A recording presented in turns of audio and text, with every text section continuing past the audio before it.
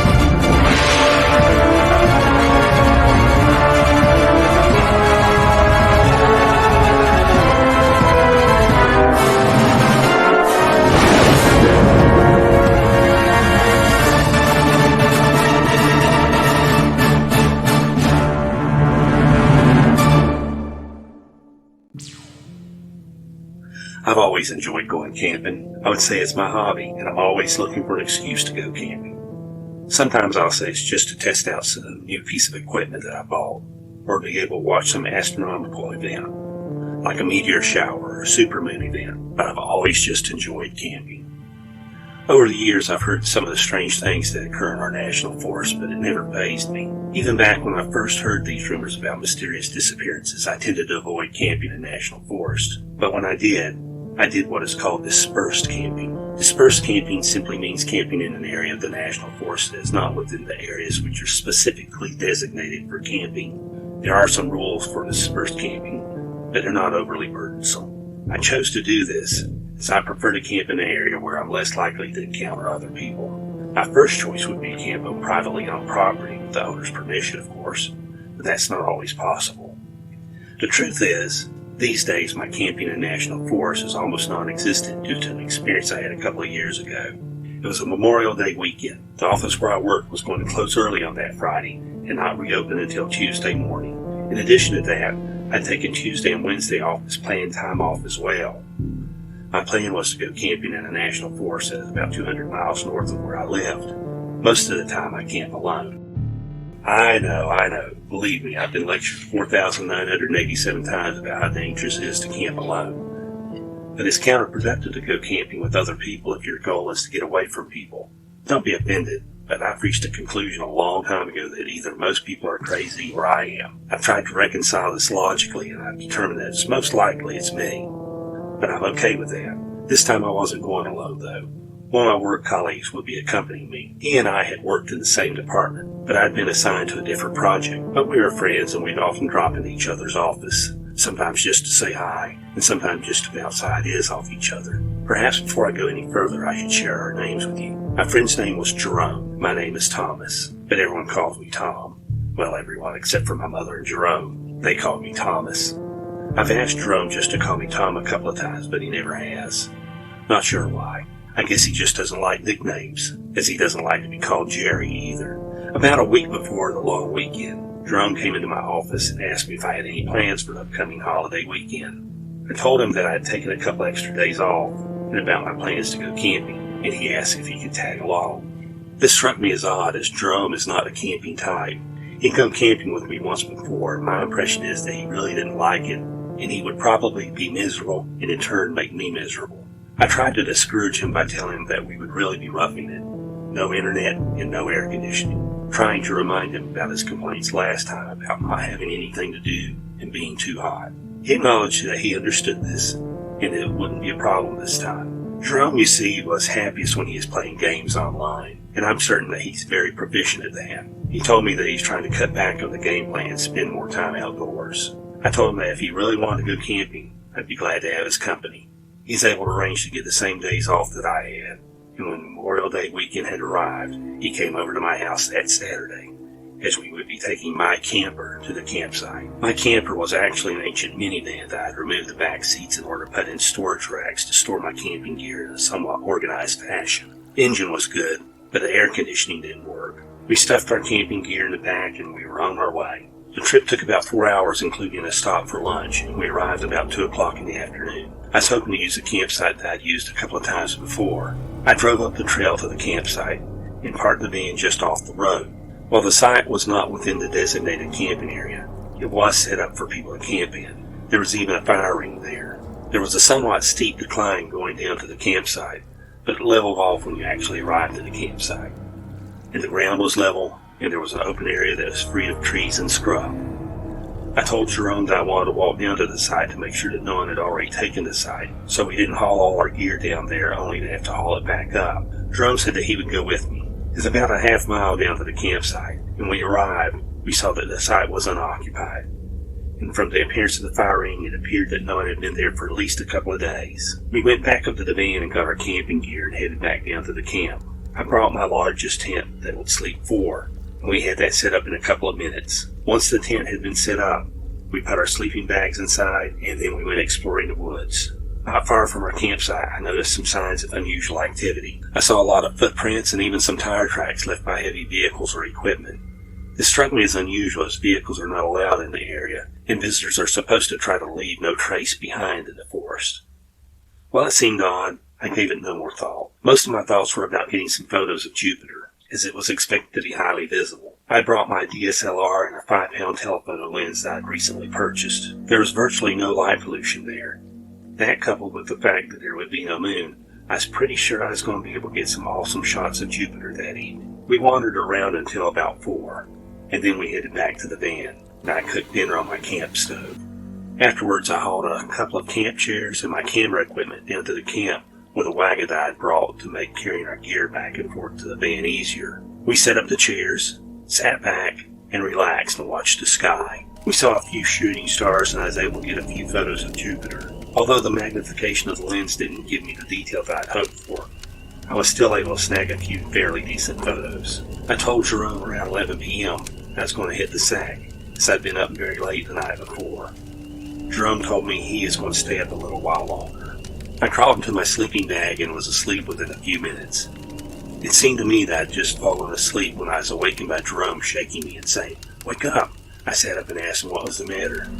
I could see his silhouette. He put his hand to his face, and he said, "Shh," followed by, "Listen." I listened, and I could hear voices and what sounded like laughter. It's too faint to be able to tell what was being said. I told Jerome that it was probably some people looking for a campsite. Jerome responded, "At this time of the morning?" I pressed the illumination button on my watch and saw that it was 2:36 a.m. I hadn't realized I'd been asleep so long. At least 100 thoughts went through my head at the moment. Who were these people, and why were they wandering around the forest at 3 a.m.? Usually I brought protection on my camping trips, since usually I was alone. But the last time that Jerome had came with me, he had seen me checking my protection and nearly had a heart attack. Jerome is somewhat the nervous type, and sometimes it takes very little to upset him. So, out of respect for his sensitivity about my protection, I left it home on this trip. That and the fact that it took the best part of an hour to calm him down when we saw it last time. I wasn't sure how many people might be out there and what their purpose and intentions were, but I knew that I needed to let them know that we were aware of their presence and hopefully they would move on. I grabbed my flashlight and headed out the door of the tent. As I was opening the flap of the tent, Jerome whispered to me, "What are you doing? Don't you think we'll be safer if we stay inside?" I told Jerome that I believed we should go out and at least keep an eye on whoever it was to let them know that we knew they were there. I didn't wait for him to reply. I stepped outside and reached behind my back as though I was adjusting something stuck in my belt. I looked around. I didn't see anyone. I stood there silently for about 30 seconds when I heard the sound of something moving toward me. I raised my flashlight and turned it on. I started to move the beam around and finally fell on the source of the sound. What I saw sent a cold chill to the depths of my being. It was some kind of creature. It was massive. It appeared to walk like a man, but was over 7 foot tall and built like a weightlifter. It had large, dark eyes, and its mouth looked like the mouth of a fish. If it had a nose, I didn't see it. I deliberately flashed my light into its eyes and called out to it, asking, "Who are you? And what do you want?" It put up one of its hands to his face to shield it against my line. It growled something, but I could not understand what it said, as it was not in English. It actually sounded like French to me. It also sounded very unfriendly. It was at that moment that I received my biggest scare. I felt someone tapping my shoulder, and I quickly turned to see that it was Jerome. He asked me if I thought that it was a good idea to be provoking the creature. I asked Jerome if he had any better idea. After all, if it had hacked us, I wanted to have every advantage I could get. I then looked back toward where the creature had been, but it was gone. I moved my flashlight beam around again, but I was unable to locate it anywheres. I asked Jerome if he had seen where it went, and he said he didn't. I told Jerome that I was glad that he heard its approach, as it might have been in a tent with us otherwise. Jerome then explained why he had been awake at the time. Apparently he had consumed too much canned coffee, and had started to go outside when he heard the voices. He then asked to borrow my flashlight, and then disappeared into the woods behind the tent. When he got back, I'd already broke down the tent, and started to load up the wagon. Jerome asked me what we were going to do. I said that I didn't think that either of us would feel safe at this campsite now, so I figured we'd go back to the van and drive a couple of miles down the road, and sleep the rest of the morning in the van, and search for another campsite tomorrow. We drove a couple of miles down the road and parked the van out of sight of the road, and we tried to sleep in the van. Jerome slept in the reclined passenger seat, and I cleared out room in the back of the van and slept there. I say slept, but I don't think either of us slept very much, with all the things working against our getting sleep, from the memory of that thing, and the fact that it was extremely warm in the van, and the simple uncomfortableness of our sleeping arrangements. I doubt that either of us slept more than an hour before the sun rose. When the sun did rise, both of us got out of the van and stretched and breathed the fresh and relatively cool air. I believe Jerome was ready to go home, but I wasn't. He didn't say anything, but I definitely got the impression that this trip had already exhausted his excitement quota for the year. Perhaps I should have asked him if he wanted to go home, but he had invited himself, and insisted even when I tried to discourage him. Perhaps if I had spoken to him, we would have went back home, and this would have been where this story ended, but I didn't, and it's not. We found a new campsite, and things were going well. Tuesday afternoon, we packed up, and were going to head home, and I decided to go get gas and some snacks for the trip home. I remember passing a gas station on the way in, and I also recalled that it had a convenience store. Now, this was not your normal 7-Eleven or Circle K, but it was more of an old country store. We stopped, and I filled the tank of the van and gave Jerome the keys and asked him to park the van while I went into the store and paid for the gas and picked up some supplies. When I entered the store, I saw the clerk standing behind the counter. He didn't look very friendly. In fact, he looked somewhat gruff and mean. I spoke to him and said that I wanted to pick up some supplies and I would pay for them and the gas at the same time. The man then spoke to me and said for me to take my time, and if I needed any help, just to let him know.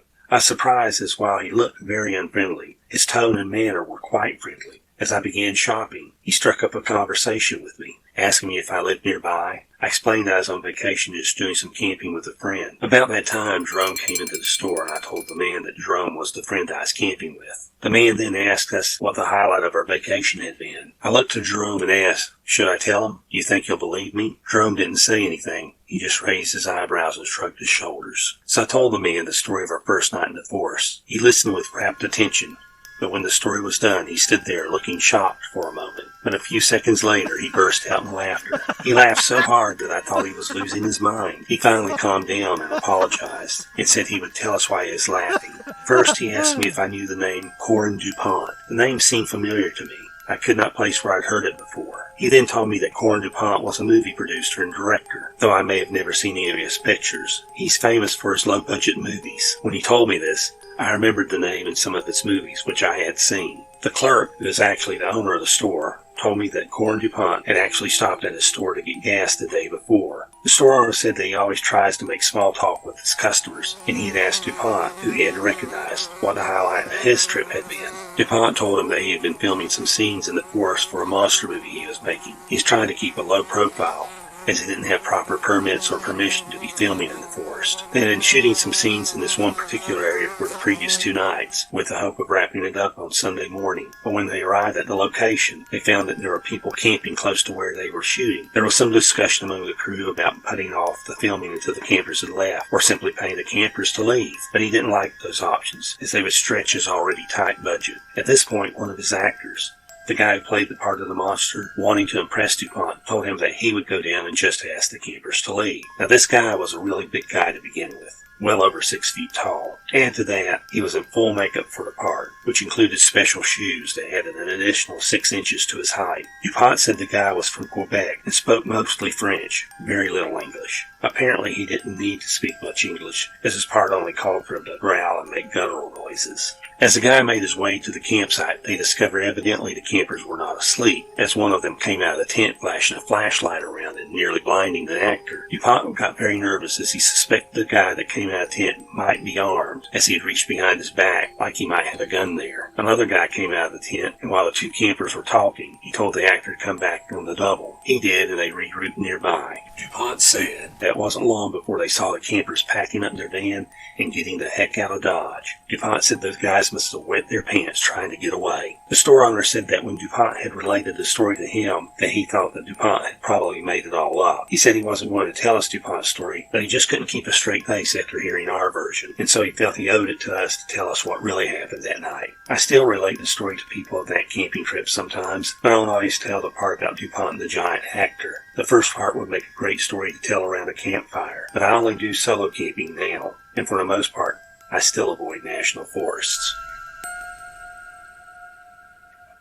It appears that we are nearing the end of the line for today, but before you leave, I'd like to share a poem with you that was penned by that bard of bonfires, Eddie Nowitz. The name of the poem is Sawing Wood.